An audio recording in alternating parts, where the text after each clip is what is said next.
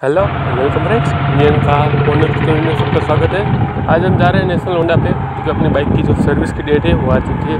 आज है 14 सितंबर। 14 अगस्त को हमने ली थी ये बाइक, तो ऑलमोस्ट 1 महीना हो गया है। इसकी जो सर्विस है इसकी डेट थी, फर्स्ट सर्विस में तो कुछ ज़्यादा कुछ होता नहीं है, मेजर चीज़ें कुछ होती नहीं है। अपना ऑयल लेवल और वो सब बेसिक चीज़ें चेक करते हैं, तो वो चेक करवा लेते हैं। और बाइक से मैं अभी क्या प्रॉब्लम है उसके बारे में बात करूँगा। चलिए पहले शोरूम पे चलते हैं। तो यहाँ पर आ चुके हम शोरूम पे। तो यहाँ पर भाई अपना जॉब कार्ड बना रहे हैं। जब तक जॉब कार्ड बन रहे तब तक मैं आपको बता दूँ कि अभी तक तो मैं इससे सेटिस्फाइड हूँ। माइलेज भी अच्छी खासी मुझे 60 के आसपास के कुछ निकाल दे रही है, 60-65 के आसपास, क्योंकि अभी तो इसकी माइलेज है वो इंक्रीज़ होगी सर्विस के बाद। कई लोग कहते हैं कि भाई फर्स्ट सर्विस हो जाएगी, इसके बाद इसकी जो माइलेज है वो थोड़ी बढ़ जाएगी। तो लेट्स सी, देखते हैं कि क्या होता है फर्स्ट सर्विस के बाद। मुझे लगता है फर्स्ट सर्विस के बाद कुछ होगा नहीं, क्योंकि इसमें तो सिर्फ अपना ऑयल ही चेंज होगा, उससे ज़्यादा तो कुछ चेंज होने वाला है नहीं। तो यहाँ पर ये भाई ने अपना जॉब कार्ड बना लिया है, तो सारी चीज़ें। अब बाइक को ले चलते हैं शोरूम के अंदर। तो एक बंदा आएगा, तो ये भाई आ चुके हैं, तो ये अपनी बाइक जा रही है अंदर, क्योंकि सर्विस सेंटर इसके ठीक पीछे है यहाँ पर। और ये यार एक्टिवा का ये गोल्ड एडिशन ब्लैक कलर में वो बहुत बढ़िया लग रहा है। और यहाँ पर अपनी बाइक आ चुकी है, नंबर पे आप देख सकते हैं।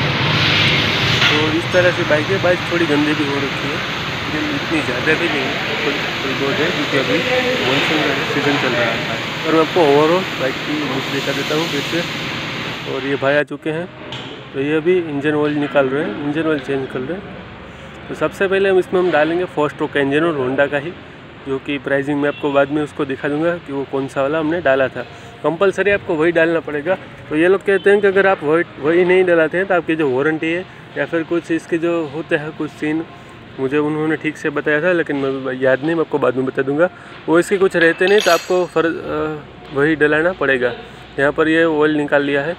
ऑयल की क्वालिटी की बात करें तो ठीक है, ज़्यादा गला नहीं है, क्योंकि अपनी बाइक चली है कम। इसको 750 से 1000 के बीच में चेंज करवाना होता है, लेकिन अपनी बाइक अभी सिर्फ चली है 1634, क्योंकि मैंने आपको पहले दिखाया था। तो ये भाई है यहाँ पर अपना काम कर रहे हैं। और मैं आपको बुक दिखा देता हूँ एक बार। तो ये देखिए, यहाँ पर हमारी डेट आ चुकी है और यहाँ पर जॉब कार्ड बन के हमारे किलोमीटर वगैरह सारी चीज़ें लिख ली है भाई ने। तो यहाँ पर ये सारी चीज़ें 1 बाय 1 करते जा रहे हैं। तो आप देख लीजिए, आप प्रोसेस देखते जाइए। मैं आपको बाद में कुछ भी दिखा दूंगा कि मैं आपको बोल के, क्योंकि आपको पता है कि मैं पहले वीडियो रिकॉर्ड कर लेता हूँ, बाद में वॉइस ओवर कर देता हूँ अपने हिसाब से, अपने टाइमिंग के हिसाब से। तो आप देखते जाइए सारी प्रोसेस। आपको मैंने जो उसको जो चीज़ें चेक करवानी होती है अभी भैया को अपने जो भाई हैं उनको बता दिया है। जैसे भी मेरे रिश्ते में मेरे भाई नहीं लगते, मगर हम उसको भैया बोल सकते हैं। तो उन्होंने मैंने को बताया कि भाई इसका जो RPM लेवल है वो थोड़ा कम कर दीजिए। उन्होंने बोला वो ऑयल चेंज होगा, उसके बाद ये अपने आप हो जाएगा। BS6 से टेक्नोलॉजी है, तो इसमें मैं इंजन फ्यूल वगैरह कुछ इसमें छेड़छाड़ नहीं कर सकते। मैंने बोला ठीक है, तो इसका जो नट बोल्ट है वो आप एक बार चेक कर लीजिए, कि उसमें मुझे लगा थोड़ी वाइब्रेशन ज़्यादा हो रही है। आप उन्होंने बोला कि ये मैं चेक कर लेता हूँ। तो ये देखिए भैया आपने अच्छी तरीके से चेक कर रहे हैं। और अगर मैंने तो ये मशीन से अपने जो नट से वो टाइट करवा लिए, प्रेफर करना कि आप अपने हाथ से मैनुअली जो टाइट करें, क्योंकि इसमें जो प्रेशर थोड़ा ज़्यादा होता है और कई बार ये जो नट्स होती है वो घिस जाती है। तो आप ये ट्राई ना करें, और अपने हाथ से तो कभी ट्राई ना करें। अच्छे मैकेनिक या फिर सर्विस सेंटर वाले को बोले कि भैया आप हाथ से कर दीजिए, क्योंकि इसमें जब मैंने ये प्रोसेस हो गई सारी तब मैंने देखा तो थोड़ा घिसा हुआ मुझे लग रहा था। तो यहाँ पर ये फ्रंट और सारी चीज़ें देख रहे हैं।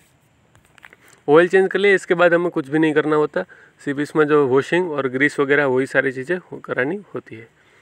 तो लेट्स सी, आगे देखते हैं क्या क्या करते हैं ये भाई।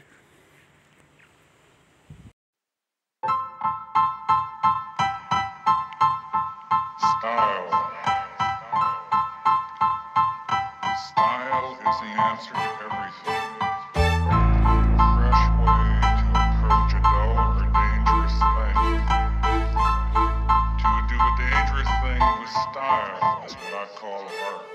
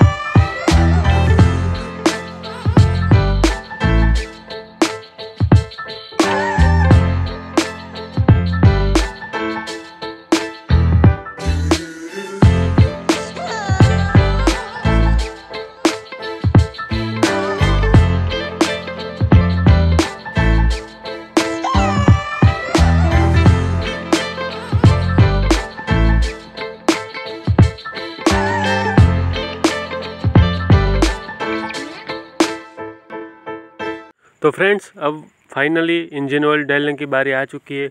तो मैंने आपको सारी चीज़ें थी एक बार दिखा दिया, आप म्यूज़िक के साथ आपने देख ली। तो इसका जो लास्ट एंड फाइनल पार्ट होता है वो होता है इंजन ऑयल। इंजन ऑयल डालना बहुत ही ज़रूरी होता है और इसकी हेल्थ है जो बाइक का आप कह लीजिए हमारा हार्ट कह लीजिए इनसे इंजन होता है और इंजन ऑयल के लिए पूरा डिपेंडेंट होता है। इसको हम इंजन ऑयल हमेशा चेंज करवाना चाहिए। अब कौन से टाइम पे कितना इंजन ऑयल डालना चाहिए उसके ऊपर मैं आपको स्पेसिफिक वीडियो बना के दे दूँगा अगर आपके कमेंट्स आएंगे तो। फिलहाल अभी हम ये वाला ऑयल डलवा रहे हैं होंडा की तरफ से जो आता है ऑयल। और अपनी बाइक 110 सीसी की मतलब कम्यूटर सेगमेंट की बाइक है, उसमें हमको कुछ ऐसा ज़्यादा होता नहीं बड़ी बाइक्स की तरह कि चलो इतना कॉस्ट आ गया इतना कॉस्ट आ गया। इसमें हमको सिर्फ अपना जो लेबर चार्ज होता है वो और अपना जो ऑयल वगैरह सारी चीज़ें छोटी मोटी चीज़ें होती है उसका वगैरह मतलब ये मान लो 1000-1200 रुपये में आप बढ़िया सी ऑथोराइज सर्विस सेंटर से आप सर्विस करा सकते हैं। अगर आप लोकल मैकेनिक से भी करवाते हैं तो आपको करीबन 500-600 रुपये के तो हो ही जाएगी। मतलब आप अगर अच्छा खासा ऑयल डलवाते हैं, जैसे मैं आपकी बजाज की विक्रांत की बात करूँ तो उसमें मैं 450 रुपये का ऑयल डलवाता हूँ और उसके बाद उसका जो ऑयल फिल्टर हो गया एयर फिल्टर हो गया वो सारी चीज़ें अगर हम बदला दें मतलब 1000 रुपये के आसपास सारी चीज़ें हो जाती हैं। अगर आप ऑथोराइज सर्विस सेंटर से कराते हो 700-800 रुपये में बाहर से भी अच्छी तरीके से हो जाती है अगर अच्छा मैकेनिक से भी कराओ तो भी। इस मतलब ये बात ये है कि अगर आप 4-5 हज़ार किलोमीटर अपनी बाइक को चलाते हो तो आपको ये 800-1000 रुपये स्पेंड करना बहुत कोई भारी नहीं पड़ेगा क्योंकि आपकी जो बाइक की लाइफ है वो आपको जल्दी सेल आउट भी नहीं करनी पड़ेगी और उसका जो मेंटेनेंस वगैरह वो आपको प्रॉपर करना पड़ेगा। यहाँ पर देखिए भैया ऑयल वगैरह कर रहे हैं क्योंकि अपने जो चेन है मानसून का सीजन चल रहा है तो इसमें जो पहले से चेन आती है उसमें ग्रीस ऑयल वगैरह वो सारी चीज़ें कंप्लीट होके ही आती है। लेकिन जो यहाँ पर है वो भैया अच्छी से कर रहे हैं, उनका काम मुझे थोड़ा अच्छा लगा। और होंडा की सर्विस ओबियसली जो मैंने सुना था 4 स्टार 5 स्टार रेटेड है तो इसका जो ओपिनियन लोग देते हैं वो ओपिनियन इस तरफ से है। तो कहीं कमी लगी तो मैं आपको अच्छे से बता दूंगा कि भाई यहाँ पर ये इस बंदे की ये कमी थी। तो चलिए ये भैया पहले वीडियो शूट करने में मना कर रहे थे लेकिन हमने इनको कन्विंस कर लिया और इन्होंने कहा कि चलो ठीक है भैया कोई बात नहीं वीडियो शूट आप कर लेना। वैसे इनका बिहेवियर भी बहुत ही अच्छा है पर्सनली अगर मैं आपकी बात करूँ तो ये काम यहाँ पर हो चुका है ऑलमोस्ट डन। अब सिर्फ इसकी बाकी है क्या वॉशिंग वगैरह की। यहाँ पर उन्होंने मैंने को कहा कि भाई पहले अगर वॉशिंग कर ले बाहर ऑयल कर लेंगे तो उन्होंने कहा कि अगर ऑयल कहीं कहीं जगह पर रह जाएगा आप एक काम कर लीजिए यहाँ पर पहले वॉशिंग करा लीजिए उसके बाद हम ऐसा लगेगा तो ग्रीस और ऑयल वापस से कर देंगे। मैंने कहा चलो ठीक है कोई बात नहीं। अगर आप अपनी बाइक की जो सर्विस वगैरह है वो सारी चीज़ जानना चाहते हैं लेने के बाद भाई क्या कॉस्ट आती है और किस तरह से इसका हिसाब रहना चाहिए और किसी मैकेनिक को अच्छे तरह से जो लेवल चेक है ओबियसली आपको क्या करना चाहिए जो डिपेंडेंट है वो यहाँ पर शोरूम वगैरह पर सारी चीज़ हम चाहते थे चेक नहीं करते क्योंकि हम इसको मानते कि भाई चलो अपना जो 10-12 लाख रुपए की अगर कार होती तो उसमें हम अच्छे से चेक करवा लेते। इसमें आपको क्या करना है कि अपना CEO लेवल चेक करवाना है।